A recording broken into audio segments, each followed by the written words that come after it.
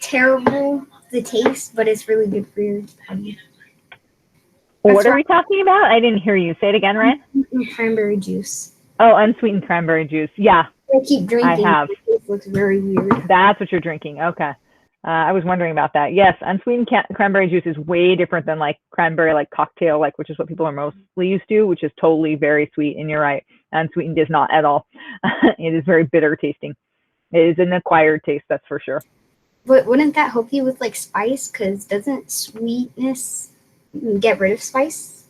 That's what I'm trying to think. They can kind of balance each other out, yeah. And sweet can balance out salt too. Like, so if you ever over salt something, if you hit it with something a little bit sweet, sometimes it'll balance out that saltiness. Alrighty, I'm going to start screen sharing here and recording. We're going to go ahead and get started, and then the last few people that we're missing can join us as they arrive, because almost everybody's here. So I don't want to keep waiting on two people. So we're going to pick up with that Pear Deck. So this one right here. So you want to make sure, though, that you're on the Pear Deck version of this, not just watching here on the Google Meets, because we are going to be doing some interactive stuff with the Pear Deck, and you want to be able to make sure that you're able to do that. But I'm going to start off really quickly by just going over the stuff and kind of reviewing it briefly on this slide. And then after that, we are going to watch, as I said, another Pixar animated short. And then after you guys watch it, we'll come back and do some practice with it. So I'll put the link for that in the chat in just a moment. But just some quick reminders, because I know it's been a while since we did any of this stuff. You took notes on it before break, but I'm sure it's not really that fresh in people's minds. So what you took notes on before break was plot and theme. We're going to focus on plot for today, and then we'll review theme some more later.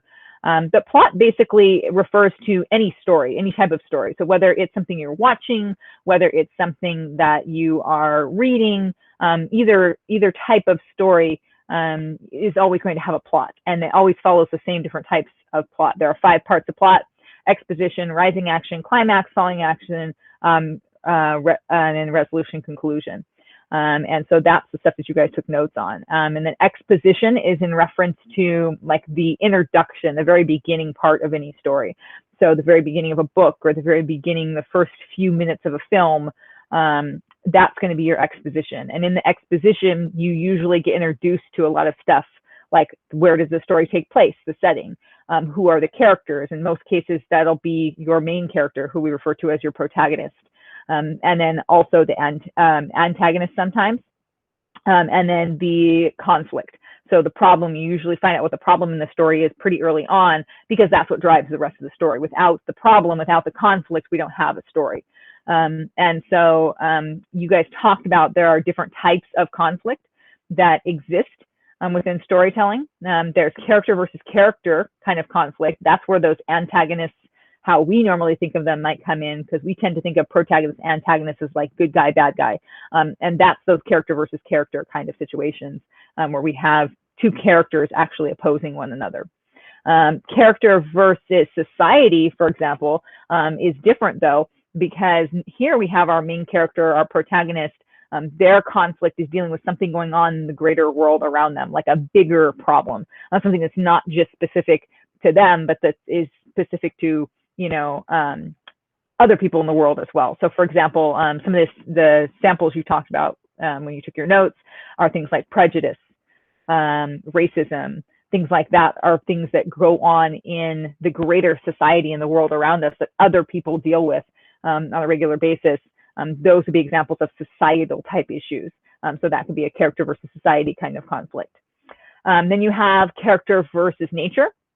So that's things like if we're dealing with, for example, earthquakes or floods or fires or things like that. Anything that involves natural elements like that would be character versus nature. And then another common one is character versus self. Character versus self is basically any time where our main character in the story has kind of created their own problem for themselves. So this could be something like, oh, the main character didn't study for a test and now they failed it. Or the main character, made a bad decision and now they're suffering the consequences. That could be character versus self. Or maybe the character is struggling with some sort of inner feelings, like they're having self-esteem issues, self-confidence issues. That would be an example of also character versus self. So again, these are all different types of conflict, and your conflict is usually introduced at the beginning of your story in this exposition portion of your story, and then it drives the rest of the story from there. And then that next part of the story is what we call the rising action. That is most of a story. So most of a book that you read, most of a movie that you see, a TV show you watch, Pixar animated short, most of it is going to be rising action, because that's where most of the story takes place. This conflict occurs, and then this conflict creates this problem that gets bigger and bigger and bigger and grows and grows and grows. And that's what creates our rising action. And then that rising action, if you remember, you had that kind of like little mountaintop drawing, that rising action builds up and builds up and builds up until it gets to the point where the story begins to start wind down toward the end. And that little tip top part of the mountain is what we call the turning point in the story. We also refer to that as the climax. So that's where the action shifts from building up, building up, building up to now it's starting to wind down, wind down, wind down to the end. So that's the climax. And then the winding down portion, the downward portion, is what we call our falling action. And then the ending is called the resolution or conclusion. So those are all of the parts that you took notes on. And then again, like I said, what we're going to do is we are going to watch a Pixar animated short called Lifted. And after you're done watching it, we'll come back to the Pear Deck, and you guys will be answering some questions to see if you can identify these different parts of plot within the context of that Pixar animated short, because sometimes seeing it visually is easier than starting with a story. And then eventually we'll move on to doing this with a story. So I'm going to put the link in the chat. When I do that, you can click on the link and it will take you to YouTube to watch the video. When you are all done, you'll come back here to the chat and just type done. And I'm going to mute during that time so that I'm not disrupting anybody while they're watching the video. But once everybody is done and back, then we'll continue on. So here is the link. It is in the chat now. You can go ahead and click on that. It will take you to YouTube. When you are all done watching it, then come back here and type done in the chat, please.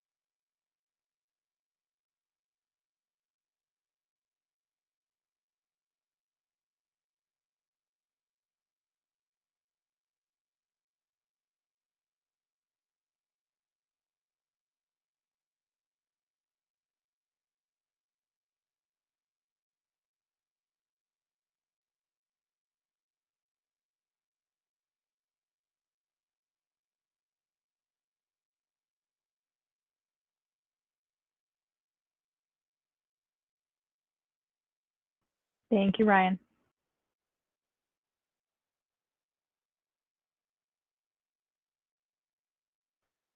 Thank you, Nathan. Thank you, Edwiges. Thank you, Dominic. Thank you, Mia. Thank you, Mila. I can't keep up with everybody. Thank you, everybody who's typed that you're done so far. Can't read that fast.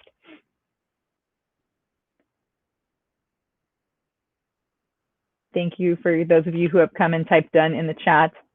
I know some people are still finishing up.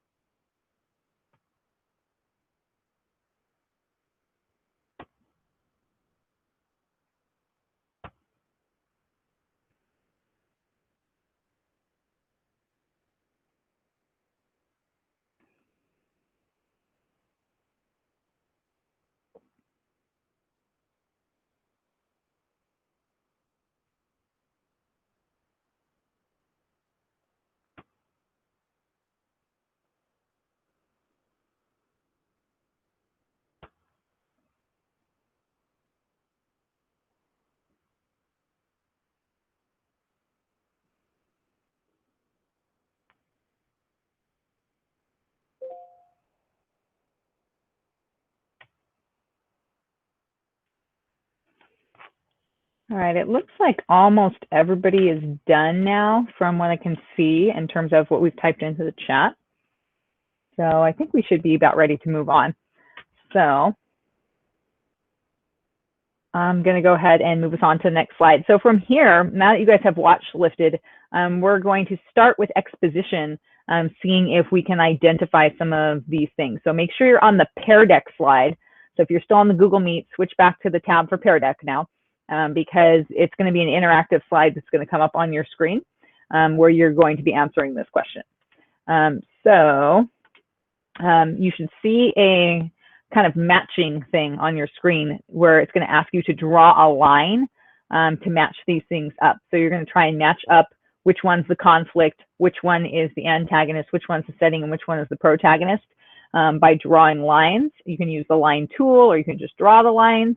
And then I will be able to watch your screens to see as you're putting in your answers and see how you guys are doing in terms of getting the correct answers. And then eventually, once everybody's had a chance to get their answers in, we'll talk about what the correct answers are. So go ahead and do that right now. You can use, like I said, either the line tool or you can draw the lines to see if you can match these up. These are the elements of the exposition here. So conflict, antagonist, protagonist, and setting.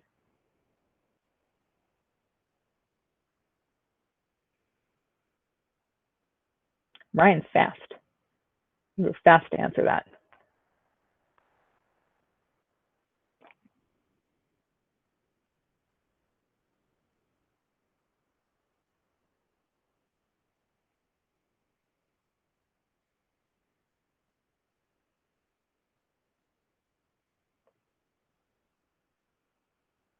And I see some of you are still working on those answers. I see it looks like some of you who still have not responded yet. So hopefully there's like 4 of you, it says, have not responded at all. So make sure you are getting your answers in there. So we're doing this on the Pear Deck slides. So make sure you are on the tab for the Pear Deck.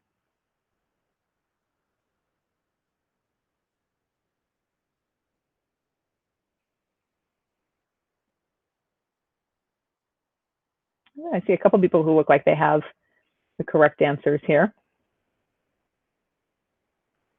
Looks like, I think Aaron's got all the correct answers too.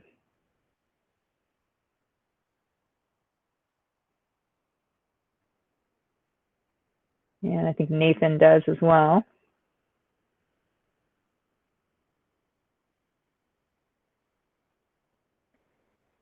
Vincenzo, I think you have got all the right answers.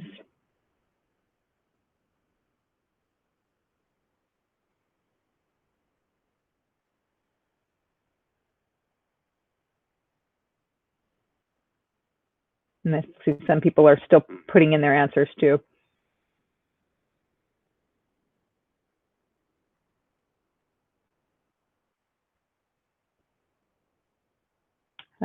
think Mila, looks like you have all the correct answers. I'm seeing several people so far that have all the correct answers, and then some of you are still drawing your lines too. So I'll give you guys about 30 more seconds to get all your lines drawn in there before I lock your screens. And then once I lock those screens, you won't be able to write on them anymore, but we will stop and kind of go over the answers, and you'll be able to compare the correct answers to what you have on your screen in front of you. Now it looks like there's 2 people who still haven't responded at all.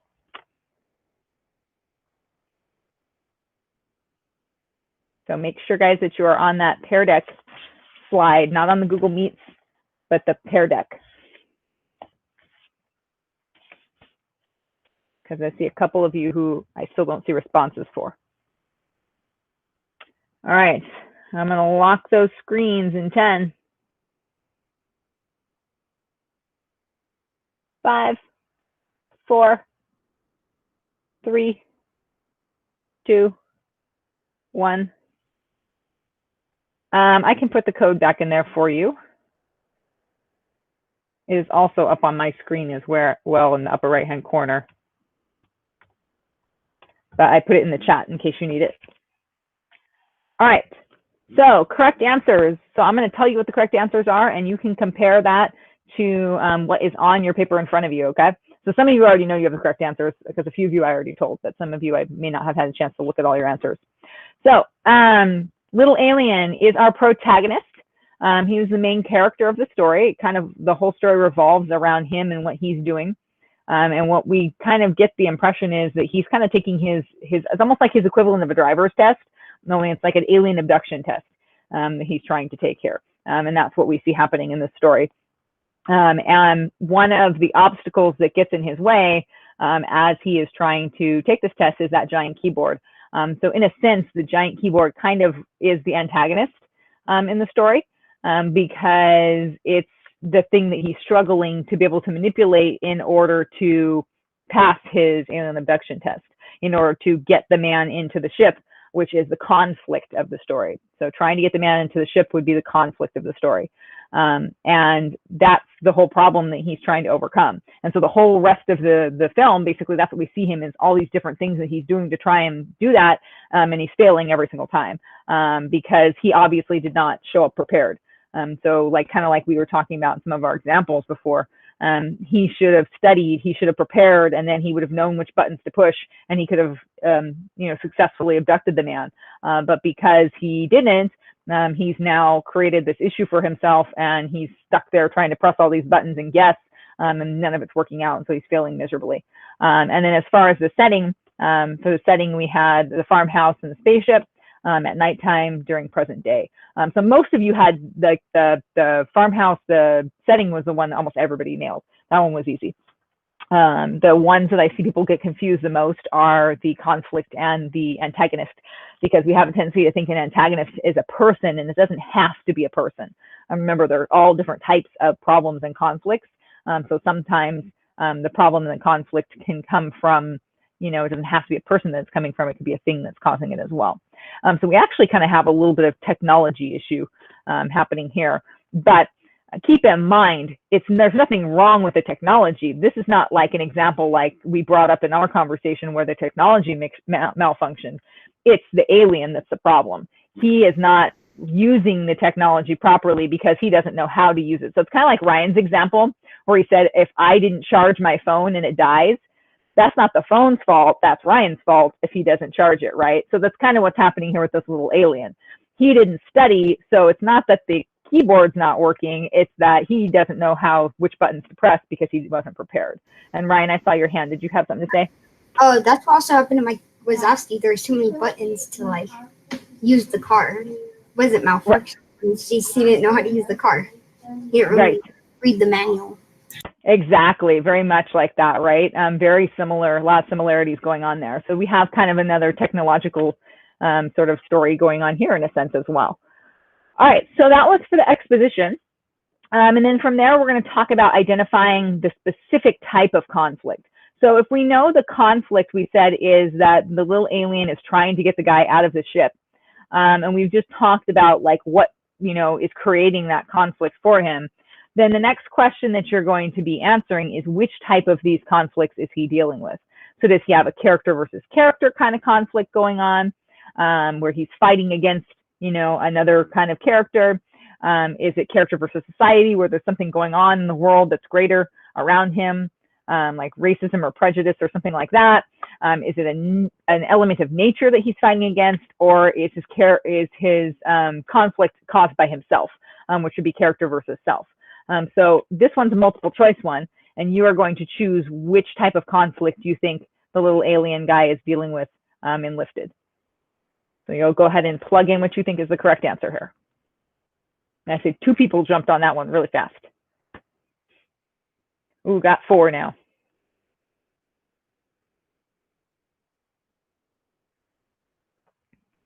Five, 6, 7. We've got 7 people who've answered so far. It is split between 2 answers at this moment. Dead even, 4 and 4, because now there's 8.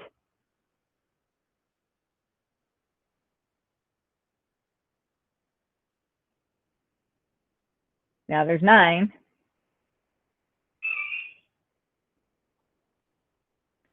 10 people have answered. Now we're leaning more heavily onto the correct answer. More people have the right answer now. 11 people have answered, so just a few more people need to plug in an answer there. We're at 12. 13. All right, I'll give you guys 10 more seconds in case you still need to put your answer in. And I'm locking screens in 5, 4, 3, 2, 1, and lock. All right, so we have 6 people who ended up with the correct answer in here. And the other ones kind of, there's a few people on each one. But the correct answer was D, character versus self. So I'm going to kind of explain to you why. So that way there's some clarification in case you were wavering back and forth. And I did see some people who changed their answer too, who were on the correct answer and then jumped to a different answer. So you're probably like, oh no. But so this is character versus self because, as we said before, the little alien is the one who caused his problem. And he didn't study, he didn't prepare. Had he come prepared, then he wouldn't be having any of this issue. He would have been able to successfully abduct the guy, he would have passed his test, and there would have been no problem. So he created the problem for himself. That's why it's character versus self. As far as the other options, sometimes people, the next common most chosen answer is often character versus character, because we see, like, they see the other alien there, or they think about like it's him versus the other guy. But what we have to ask ourselves is, are they the ones actually causing the problem? And in this case, they're not. The bigger alien is basically the instructor. He's just sitting there taking notes while the little alien takes his test. And then the guy, the farmer guy, he's asleep. So he's not really doing anything to create the problem. He is just an element that's going on within the course of the problem. So the actual problem itself is created by the alien. And the same thing goes for society and nature. In order for this to be a society kind of thing, it has to be a bigger problem than this. This is a small, isolated incident. Society means larger, a larger problem.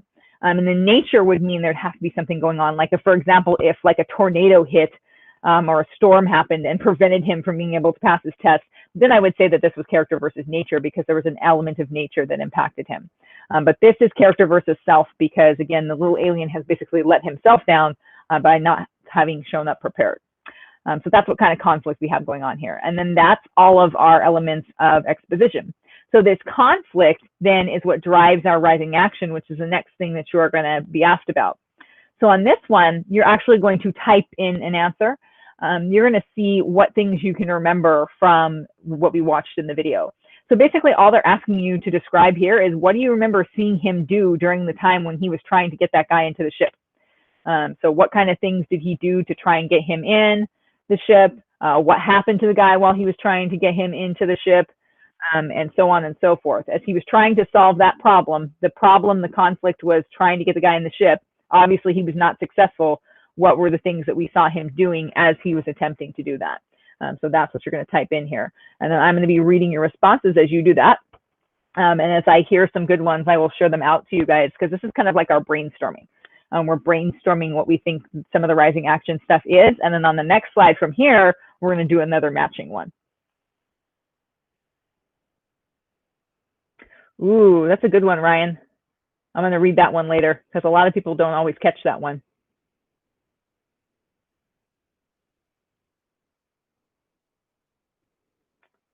Yeah, I see a lot of people are mentioning how he, tries to press all the buttons. So he kind of goes back and forth from like just kind of randomly picking and choosing buttons and seeing what they do, to also the moment where he gets so frustrated that he just smashes all of the buttons. Somebody else wrote that one. I see a couple people mentioned that frustration and how he just kind of smushes all the buttons, and then that's when the guy goes bump, bump, bump, bump, bump, bump, bump into everything. Ooh, Dominic caught the same thing that Ryan caught. I'll mention that one in a minute. Ooh, that's a good one too. Vinny caught another good one too.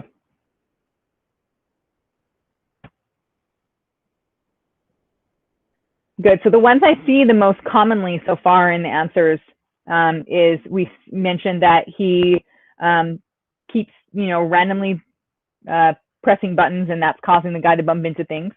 And also that he gets super frustrated and presses all the buttons, and then that's when he like really runs the guy into things. And then the two that I've noticed that were some good catches were one of the ones that Ryan and Vinny caught was that he, at one point, he actually finds the instruction manual, and you see him flipping through it, and he's looking for the right answer, and he finds the right answer.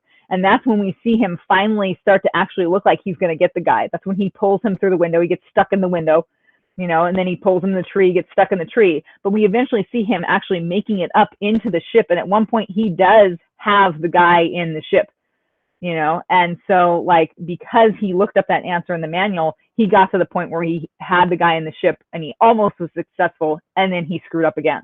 And then that's how we see the story go from there. So all of that, those are all great examples of things that are part of the rising action. So from there, based on that brainstorming, on the next slide is going to be a drop and drag.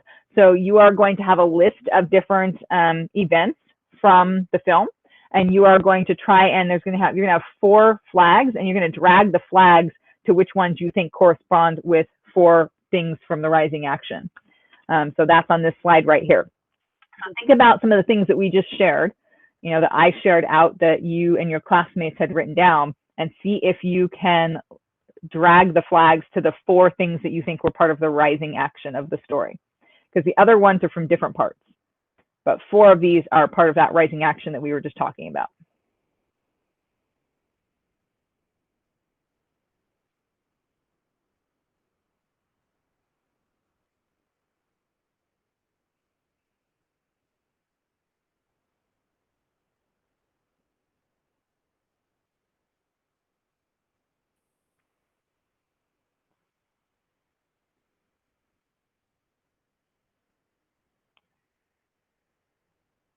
All right, I see some people have got their 4 already. Some people are still moving their flags a little bit. Give you guys 30 more seconds to lock in your answers there. And then I'm going to put up the correct answers, and you can compare.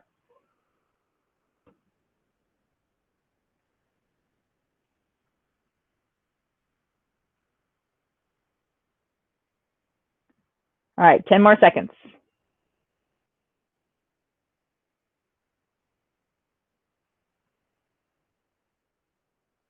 5, 4, 3, 2, 1, and locking screens.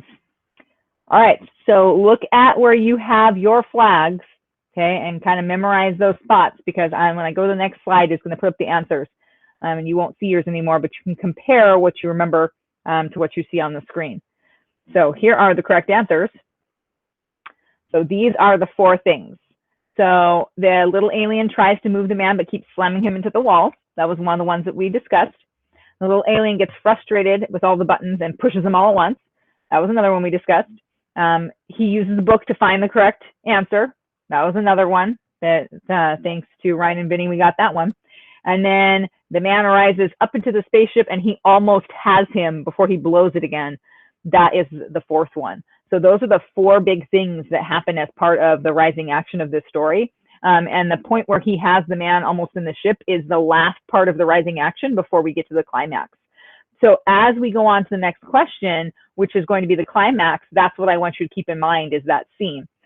Because as you choose one of these for the climax, I want you to think about what happened next. So he almost had him. He had him in the ship. He was one step away from having actually finally done it successfully, and he screwed up. So what did he do? How did he screw up? Because that's the climax of our story. So think back to the film. And what do you remember? What was it that little alien did that caused him to screw up and to not have the guy successfully in the ship? He had him right there, and then he got a little bit too cocky. And what did he do? That would be what you'll select for your answer there. And I've got 6 people already, 7 people who have put in their answers. 8, 9,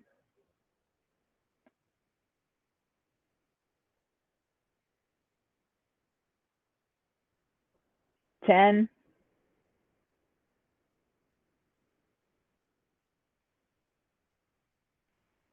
So far, the majority of us have the correct answer on this.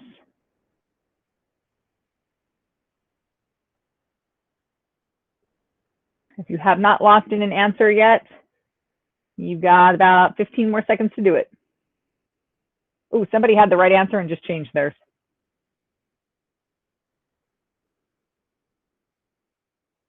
There we go. Somebody put it back. Got 11 of you locked in there with answers. I will give you 5 more seconds. 4, 3, 2, 1, and locking the screen. And we did good on this one. 10 people had the correct answer on this one. So that's really good. So the correct answer on this one was B, which was the little alien let go of the button too soon and drops the man. So that's our climax. That's our turning point, right? It's been building up. He almost has him. He has him in the ship, and then he gets, like I said, he gets too cocky. He's like, I got this, and then he lets go of that button with flourish, and then only to realize that that was a stupid mistake, and then the guy starts to fall. And that's literally where our falling action begins. In this story, falling action actually happens with the guy falling. That's the first part of the falling action, and then we have a couple other things that happen as part of the falling action.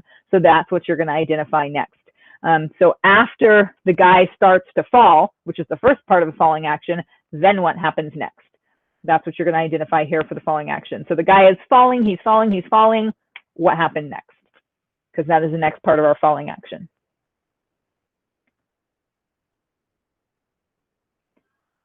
Got 3 people already with the right answer right off the bat there. 4 people logging in answers there. Oops, 4 people with the correct answer so far.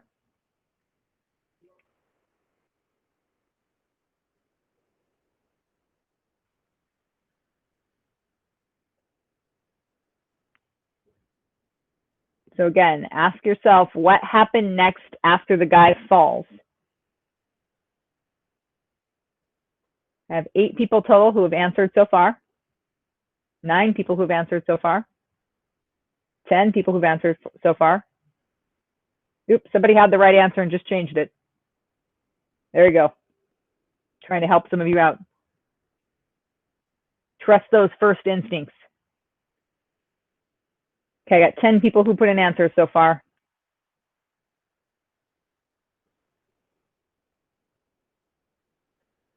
$12 people who haven't answered so far. So 10 more seconds if you are still putting in your answer.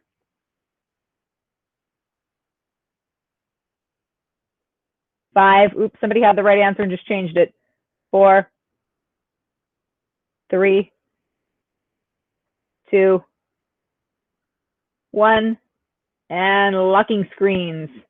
So 10 people got this one right again, same as the one before. The correct answer here is D. The big alien stops the man from hitting the ground, and then he has to put everything back together. So that's the next thing that we see happen. So we see the guy falling. That's the first part of the falling action. Then the big alien has to step in and save him so he doesn't die. And then the big alien has to put everything back together. So that's the next part of our following action. And then we have one more point of following action, and then we hit the conclusion. But the next question you're gonna answer is, what is the resolution conclusion? And remember, this is the very last scene. So ask yourself, what was the last scene that you saw in the film? And that is the answer to your question here, because the resolution conclusion is always the ending. So how did it end? What was the very last scene that you saw? And I see 2 people already, 3 people already who have locked in answers quickly. 4, 5, 6, 7, 9. Almost everybody's got answers in now. We got 10 people with answers in. Majority of you have the correct answer so far. And again, think of the very last scene. What was the very last scene? So the very last thing that happened in the film.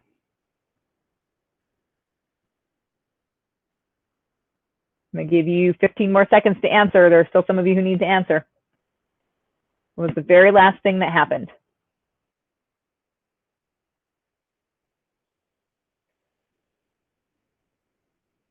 Okay, I'm locking screens in 10. Not everybody's answered yet. 5, get in those answers. 4, 3, 2, 1. All right, I'm locking them whether you have your answer in or not. All right, so this time we only had 7 people with the correct answer, but that's because some people didn't answer, which this should have been the easiest one to answer, guys. It was the very last thing that happened in the entire film, and that was where the little alien drops the ship on the house and smashes it, and then they fly away, and that's how the story ended. So again, the resolution conclusion is always going to be the very last thing that happens. A couple people got a little thrown off and chose the one about the big alien feeling sorry for the little alien. That's actually still part of the falling action. So the falling action included the guy falling, the big alien having to save him and put the house back together, and then the part where the little alien starts to cry and be sad, and the big alien feels bad for him and lets him drive. And then the conclusion is, as a result of that, the little alien crashes onto the house, smashes it, and then they fly off. And that is the ending of our story, at least in terms of what we see. Now, I don't know if any of you happen to watch all the way through to the end of the credits and listen at all, but if you did, there's one more final scene that you can actually hear if you listen to it, and it kind of changes the ending a little bit, but it's only, you only hear it, you don't see it. So I don't know if anybody saw that. If you didn't, I recommend at some point you go back and watch it and see if you can catch it, because the first few times I saw this, I didn't even know that that scene existed. And then I caught it like years later, and I was like, oh my God, I never knew that happened. But you don't actually see it. So based on what we see, this is the last scene. Is the one where the house gets smashed and they fly away. And then that's it. Those are all of the different parts of plot as part of this Pixar short. So we've used Pixar shorts like Mike's New Car and Lifted to kind of practice this skill. And then eventually our next step from here is we're going to practice doing this with a story that we read. So you guys are going to be reading The Veldt for homework, and then when we come back together next week, we are going to be practicing doing plot with that. But for now, we're going to stop with the Pear Deck. So you can go ahead and sign out of the Pear Deck for now. I am going to do that. Dominic, did you have a question? I know what happens at the end of the video. video. You did? Oh, yeah, you do? Can I say it or no? Don't say it yet. I want to see if people have a chance to watch it, but remind me next week, and we'll talk about next week. Because yeah, I'm glad. Okay, I'm glad that you did, because some people did, and it's like I guess that I didn't know, and then all of a sudden I was like, oh my God. So yeah, you know exactly what I'm talking about then. So you're in on it there. So we will see. We'll see if other people watch it between now and then. Oh yeah, Vincenzo, when we get as we move on, actually right now, if you want to put the fire on while I'm going over the homework and stuff, that's totally fine. We could totally see the fire. We won't be able to do the music, the jazz part, but we can do the fire. But next week, you guys will have some independent work time. And for sure, during independent work time, I expect to have the jazz music too. But fire is absolutely acceptable. Yes, there it is. Yeah, see, everybody's been looking forward to that. It's the best part of the class. We all look forward to that fire. Why can Nice I? Zen moment. Why can I What'd feel? What'd you say, Ryan? I said, why can I feel the heat? I know, right? You're like, you just want to like put your hands in front of it. I know. It's like it's real. All right, so I'm going to go over homework with you guys while you enjoy sitting in front of the fire. And then we'll get into doing some ambition presentations. We'll see how many we have time to do for today. But as far as your homework, again, you only have 2 assignments. And I just want to briefly go over them with you just to make sure you don't have any questions about either one of them. So the first one, again, is iReady. So remember, we kind of already addressed that. It's the same requirement. It's going to be the same requirement every week. So you'll click and log in with Clever. And just like last week, your goal this week is to make sure you do at least 45 minutes of on-task time and pass at least 1 to 2 lessons. And remember, as I showed you, I'll have to log back in here. Once you get logged in, make sure you select reading. And then remember, you'll work on your lessons, and then you can always come to my progress to check and see where you're at. And then that will show you if you've met your minimum requirement for your minutes. And then if you go to completed work, this is where you can see lessons that you've passed. And so that way you can keep going back and forth between those to see what you need to do to make sure you meet the requirements. And then don't forget that I did tell you guys that if you need to double up this week to make up for last week, you are welcome to do that as well. So if you didn't do your iReady last week, just double, do 90 minutes, and then make sure you pass more lessons this week. And remember, you do not have to do it all in one day. So like you can do a little bit each day until you hit that point. Yes, Benjamin, for homework. So every week, this is you'll be doing iReady each week. So the requirement weekly is 45 minutes and pass at least 1 to 2 lessons. Yep. Just that, and then one more thing. There's one more thing besides iReady. So you have 2 assignments this week. So I'm going to show you the second one right now. So iReady, and then your other assignment, your only other assignment is, let me go out of iReady here, is this story that you guys are going to be reading. So these 2 things underneath week 4, you have iReady and then Actively Learn, the VELT. You will click on that, and there's a link to take you to Actively Learn to sign up. So if you click on this link, it's going to take you to a page that will look similar to this.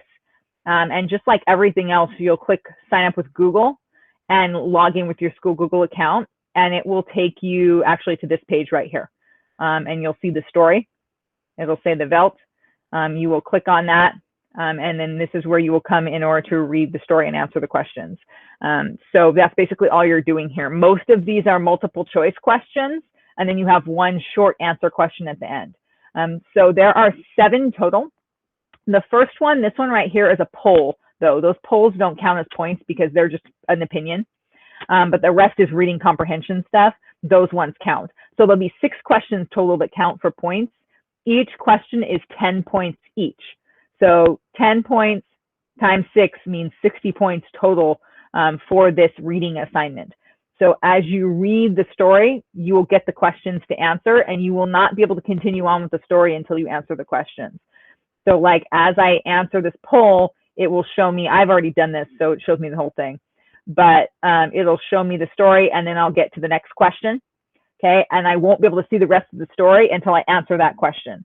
And then it keeps doing that all the way throughout the rest of the story. You get all of your multiple choice questions until you get to the end. And then the very last one at the end is the written response question. So you know you've reached the end of the story when you get to the written response question, because that one's at the very end. For the multiple choice questions, they're either right or wrong. So make sure you answer very carefully. Read very carefully. If you're not sure, go back and reread before you answer, because once you answer, that's it. You can't go back. So if you get it wrong, you get it wrong. If you get it wrong, you get 5 points. If you get it right, you get 10 points. And for your grade, the more you can get 10 points, the better.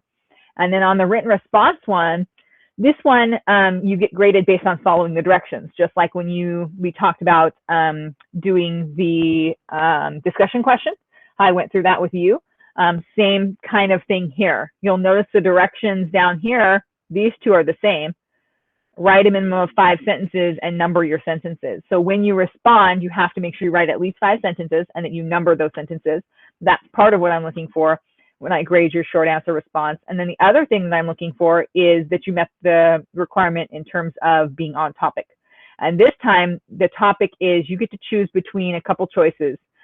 Once you're done reading the story, you will either rewrite the ending of the story, so reimagine it differently how you would have preferred it end, or you can add on to the ending of the story. So that would still involve your imagination in terms of what else do you think would have happened next if you were to continue the story.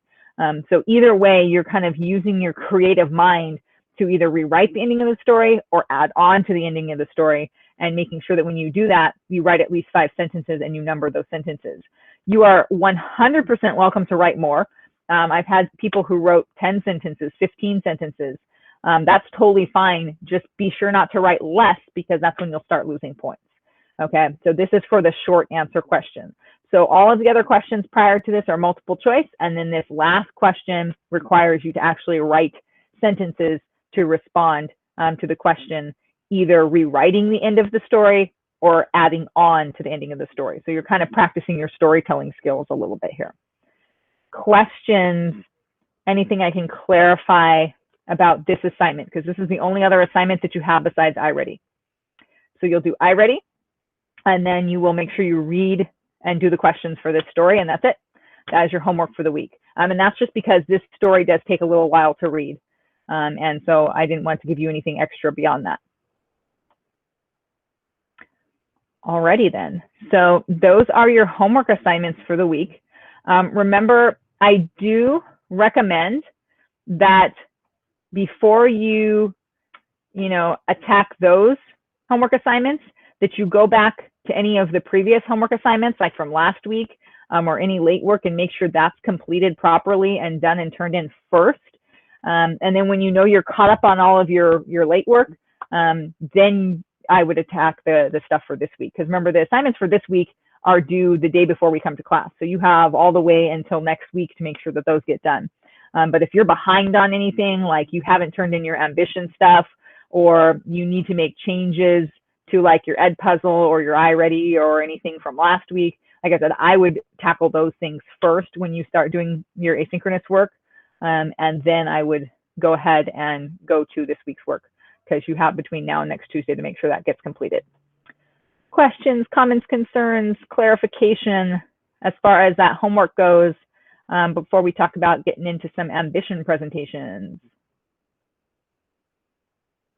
Alrighty, then since we have the mood set with our fire, we're all ready to go into presentation mode. As we do these ambition presentations, basically, again, all you're doing is just like I did. You'll put your presentation up there and you'll just explain it. You'll just read it to us, and that's it. And it's boom, 15 points just for doing that. And your extra credit opportunity comes in the form of volunteering. So everybody is going to be presenting at some point in time. But if you volunteer as opposed to like me having to call on you and make you go, then that's worth extra credit points to you. It's the easiest extra credit you're ever going to get, just by simply saying, hey, I'll go. Like Ryan is raising his hand right now. So that means Ryan is volunteering to be the first person to get extra credit points, which is awesome, because Ryan's going to get double extra credit points because he volunteered to go first too. I always give double extra credit to my people who go first. So he gets extra credit times 2.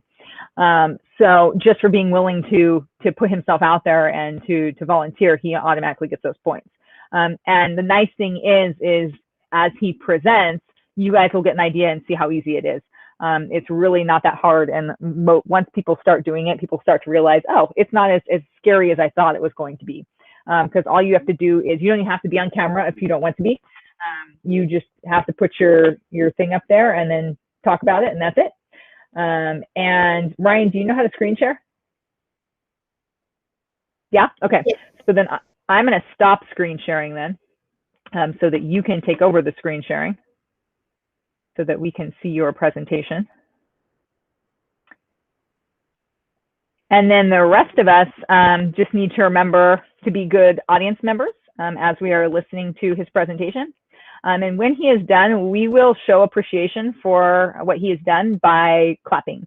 So you can unmute and clap. You can go on screen so he can see you clap. You can type clap, clap, clap, clap, clap into the chat, or sometimes people do the emojis. But just find some way of, showing some, appreciation for the hard work that he's put in. And while he presents, I am going to mute so that I am not being disruptive while he is presenting. So let's be good listeners. And then Ryan, whenever you're ready, we are ready for you. All right, well, let's get started then. Chapter 1, Who Am I?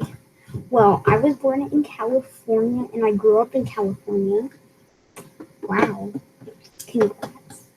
Me. I watch football and liked playing, and I play video games. I love football. I'm pretty much a football freak. Chapter 2, what is family to me? Well, my Mima and Papa are my grandparents that I really love. And, well, they got their name because my sister, when she was born, said Mima, so that's why my Mima's name is Mima. And they love football, so we usually go over there on Sunday, and they love to go places, but now we just order food and hang out. They're very fun. Sometimes my mom likes to watch movies with me, like when we go out in the living room.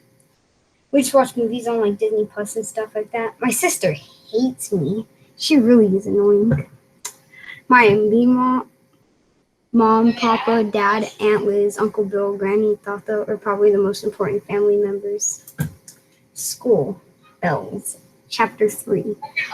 I love all my teachers. My favorite subject is math. I'm in 7th grade.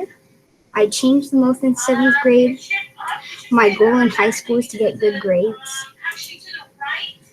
Chapter 4, my favorite entertainment. My favorite book is Dog Man. I know. It's because it's probably the most easiest book to read. My favorite TV show is The Amazing World of Gumball. It's probably because it's just funny. It's something I'd probably sit down and watch.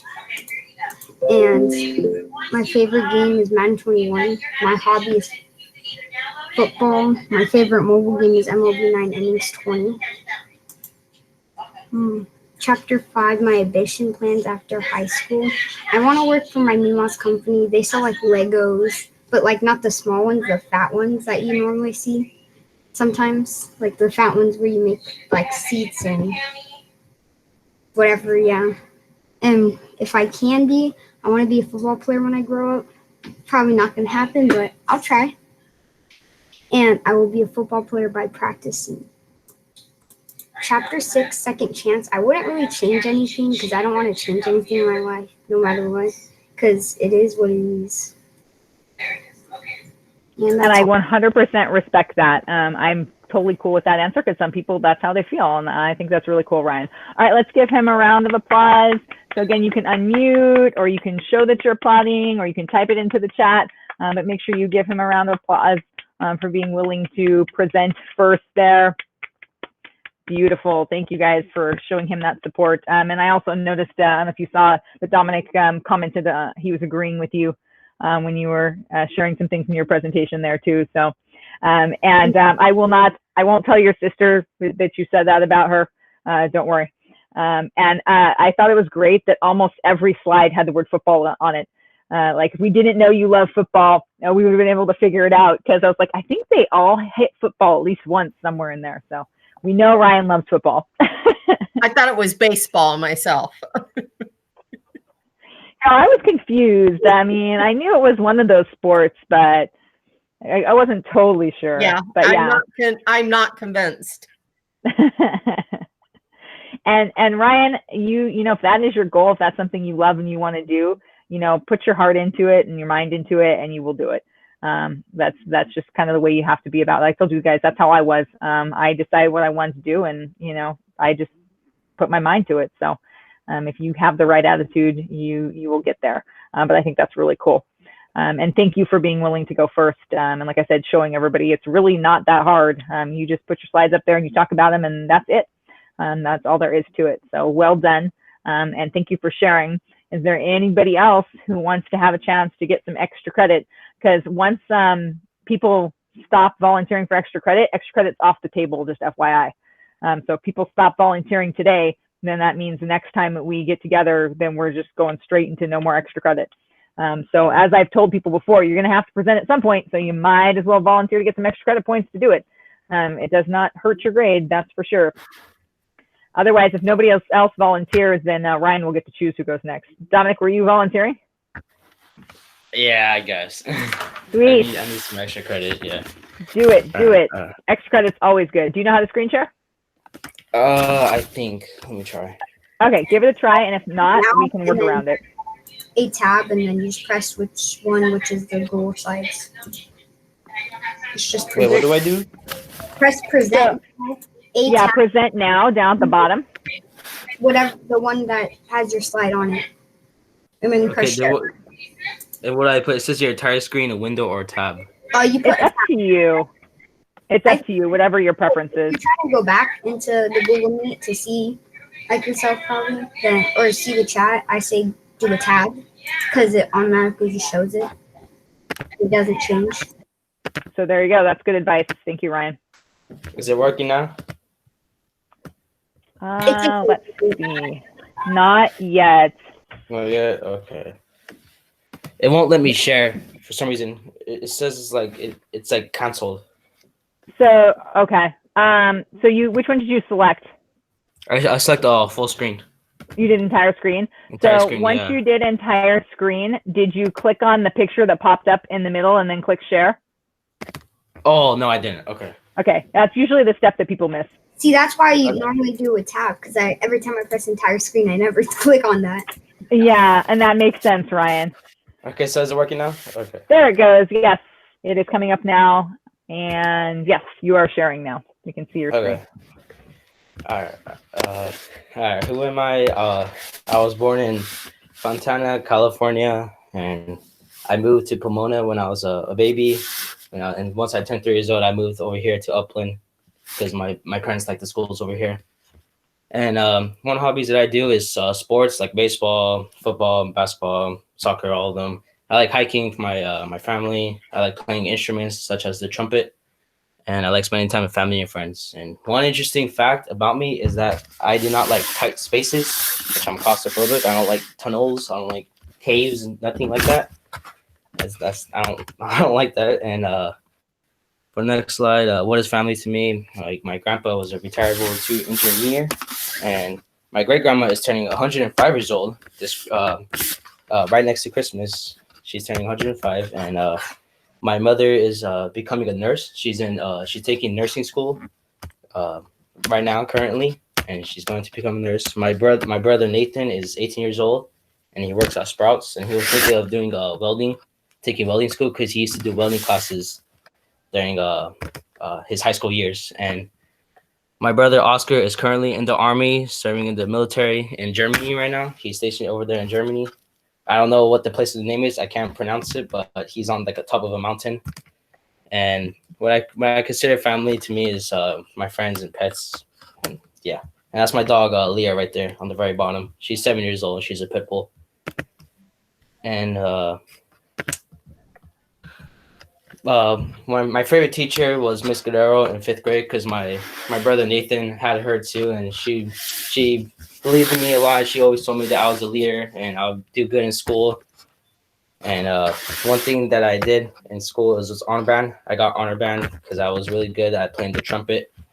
And one grade that I changed the most was probably 6th grade because that's when I started getting more mature and not acting like a little kid.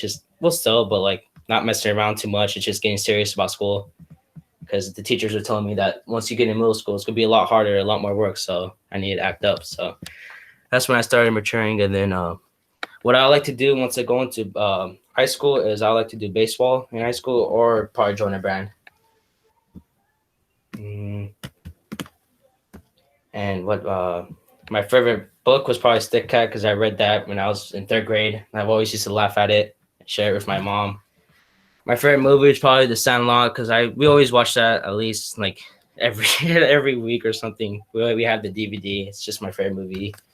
My favorite TV series is probably Naruto, and my favorite sport is baseball. And my ambition plans after high school, I would like to go to college. I like to go to Cal Poly because I was thinking of doing engineering. So, and I heard my mom told me that their engineering classes there are really good. One of the best engineering classes. So I was thinking of go there. And I'll probably just after school, probably get a little small part-time job, save up just to get a car. And then if I get a second chance, I probably would have give football a chance because my brothers always wanted me to play basketball because they're basketball fanatics. So they always wanted me to play. So I did. And then, but I like playing baseball. So I was kind of like, I can't really cramp it in there. So I never really got the chance to play football. But if I did, I probably would have done it before those two. And that's the end of the presentation. Awesome. Round of applause for Dominic.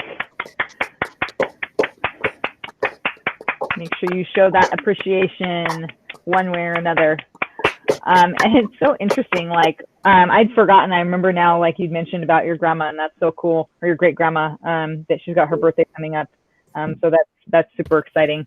So I'm glad you reminded us about that. And I know that you'd also mentioned about the claustrophobia too. We have that in common as well. Oh, you have that in common with us as well. Yeah, like I don't like caves because one time we were driving to Oregon and we stopped by these caverns that was up there in Northern California, and it was like an hour tour. I was like, I cannot do an hour tour in a cave. I couldn't do it, so I just stayed back. Yeah, that would be my mom too. Like, I'm not as bad as you are in terms of claustrophobia. Like, my claustrophobia is very specific. But that's my mom. My mom can't, like, she would not be able to do a tour like that at all.